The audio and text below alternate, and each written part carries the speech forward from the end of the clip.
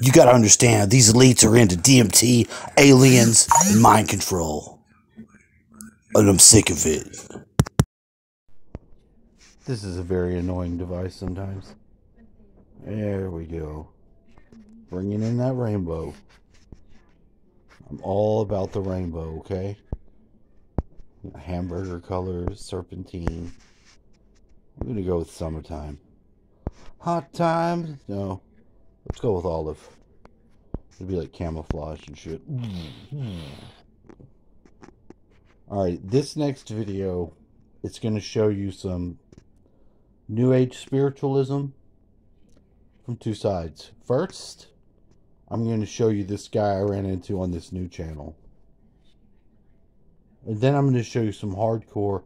If you really want to fucking chisel your fucking mind, you know, and do your part during this fucking whatever we live in, fake presentation of reality. It's not real. Fucking whatever it is. Whatever it is.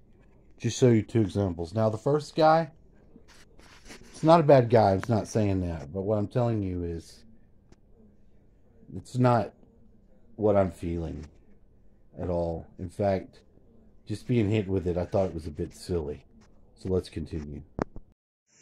Yeah. And what has been so magnificent in my journey down the corridors of this thing we call love is recognizing how easy it is to love me, to love others, which are also me by extension. And what makes love so easy is the awareness that I don't do love. You don't do love? Love does me. Whoa. And so in order to come into the full magnitude of the vibration of love, I simply let love me. You just let that happen? I let love have its way with me. Whoa, like you're right. You know, a very wise person once said that God has a center that is everywhere and a circumference that is nowhere. And I will add to that love has a center that is everywhere. You're blowing me away. A circumference that is nowhere. There is no boundary that can hold down the expansiveness of the vibration. What's with all these of love? Love is always doing what love does. I can't not love me. You can't not love you.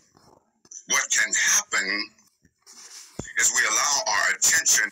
Once you see, when you get in it, when love is having its way with you, you got all those multiple views, so you can really look at how love's treating that ass.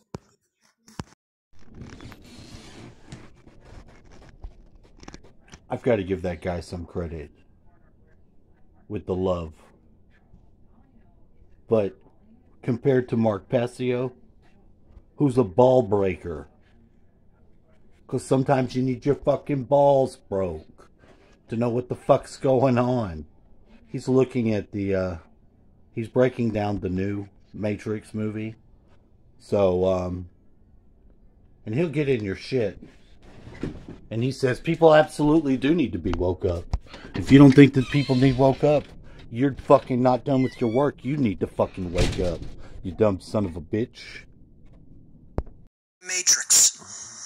Because the key is you're quietly yearning for what you don't have, freedom, while dreading losing what you do. All of the identified attachments that you have in life. And you know what the ultimate attachment is that people dread of losing? Life itself. And that's why they're deathly afraid of war. Like Niobe. This is a direct reference to Niobe. She wants freedom, but she doesn't want to engage in the sacrifice required to make it happen, to bring it into fruition, which may require physical war, because she's ultimately a coward. And people want to leave that off the table, and they don't want to leave it on the table as a possibility. If everything else goes south and we can't free minds, that's going to have to be where it goes. And people have to accept it and just learn to live with the fact that that's reality and that's just how it works. Or give up on the dream of freedom. Give up on the whole idea that we should not be enslaved. You know? But that's what people will say to you. They'll lie right to your face and say, oh yeah, I care all about freedom. And you say, do you know what the requirements are for actually making that come to fruition in the real world? And then you tell them what those requirements are, and they say, well, I'm not willing to do any of those things. And then my answer is, you don't give a shit about freedom. Don't lie to me, don't lie to the whole community, and most of all, don't lie to yourself. The first step of initiation, learn it well. Stop lying to yourself about what's required, and especially if you're willing to actually do it.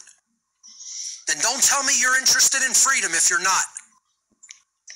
And that's what he's coming out in the open. That's why the analyst stole the show. He stole the movie. Neil Patrick Harris, as the analyst, stole this movie. He's by far the most important character with the most important dialogue. Okay? And he's telling him right out in the open, this is how we keep the system of slavery in place. You guys aren't on the same page. You're in a state of internal contradiction between your thoughts and your emotions and your actions, especially your emotions and your actions. You say you want freedom, but then when it's explained what the requirements are, you don't want the personal responsibility and personal sacrifice that are required. You don't want to go there. You don't want to put that skin in the game. So he says to him then, for 99% of your race, that's the definition of reality.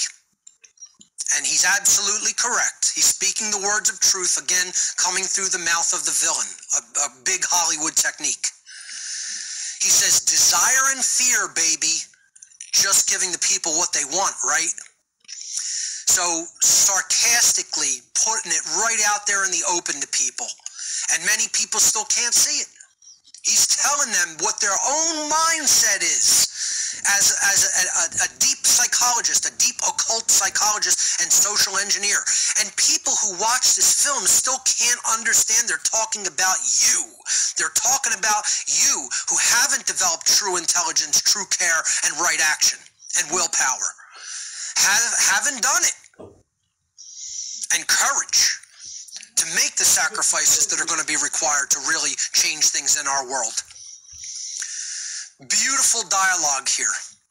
So then he holds up an apple, and again, this could be a reference to biblically to Eden as well, and Satan, okay? And the force that is holding back the evolution of consciousness, he puts the apple in the path of the bullet, it explodes the apple. And as the bullet gets closer and closer to Trinity, this is Neo in that state of total fear and anxiety over not being able to do it because his powers aren't developed fully enough. He can't stop that bullet. He's in that state of desire to save her and fear that he's not going to be able to do it, because he isn't ready for the analyst. See, he doesn't know himself in fullness. Okay, he hasn't integrated the shadow side enough, and he's lacking the powers that he even had in the previous version of the Matrix, because he's not integrating that shadow emotional side, and Trinity hasn't woken up to her power as the one who will support right action as the sacred feminine, the emotional aspect of consciousness. That connection isn't there. And so his power is weak, and he's not able to stop the analyst. You know, this is what the Agent Smith character told him earlier in the fight scene. You're not ready for him. And it's true. At least not yet. So the bullet then approaches Trinity's head, and the analyst is saying to him, she's the only home you have, Thomas. Come home, meaning reinsert your body back into the Matrix and power our world for us. Come home before something terrible happens, meaning he'll have to watch Trinity die all over again. And the analyst then finally stops the bullet by just simply, picking it up just before it penetrates Trinity's temple. And time then returns to normal as the analyst disappears from the scene after giving Neo that ultimatum that you better put your body back in the Matrix or bad things are going to happen to her. So he's, giving him that choice Okay? Again, another dialectical choice. Either you go back in the Matrix or Trinity dies. Both are horrors. It's not a choice. Okay? And he'll revert to a failsafe of going back to the old version of the Matrix if he has to. So, in that scene then, to conclude this scene, Neo actually calls Tiffany Trinity. He yells to her, Trinity. And immediately Trinity says, you shouldn't call me that. So she's definitely not awakened to her identity here, her real self. And she is still firmly in the illusion of the Matrix as, her role that she's playing there as a parent and wife. And Neo says, I'm sorry. I have to go now, but I'll be back. So he can't pull her out of the Matrix right now at this point, even her at a mental level, to get her to stop identifying with her false self. And the analyst has shown his power hand. He's shown that he's really holding most of the cards here, and Neo's really not ready to take him on. So in the next scene, a hovercraft shows up to where the Nemesis is broadcasting into the Matrix and tells them that they're going to escort them back to Io, that they don't want them out there doing this mission, and they're going to be escorted back to Io for going on this rescue mission of Trinity without permission from General Niobe. The pilot of the captain of the hovercraft is Shepard, and he says to the Bugs and her crew on the Nemesis, he says, the general ordered me to look after your ship. Squids are coming, machine sentinels. Squids are combing this area, I should say. And he says, you can stay here and die when the squids show up, or you can come back and face a court-martial in Io. And Morpheus then interjects and says, and you call that a choice. Again, another illusion of falsity of choice interjected. Stay here and die or come back and be court-martialed and imprisoned. It's not really a choice. They're both terrible dialectical outcomes. And then in the next scene, when they finally are escorted back to Io, this is where tensions really heat up between Niobe and Bugs. Bugs finally confronts Niobe directly when, the crew is brought before her, and she says to Niobe, Niobe first says to Bugs when they come off the ship, Shepard should have left you to the squids. And this really sets Bugs off. Bugs says to her, you care more about growing fruit than freeing minds. I wanted to leap out of my chair and cheer for this dialogue that Bugs hit her with, because Niobe is clearly the coward that doesn't really truly want to engage the mission to reawaken, resurrect Trinity, and begin reawakening the rest of humanity in this second version of the Matrix, this newer version of the Matrix.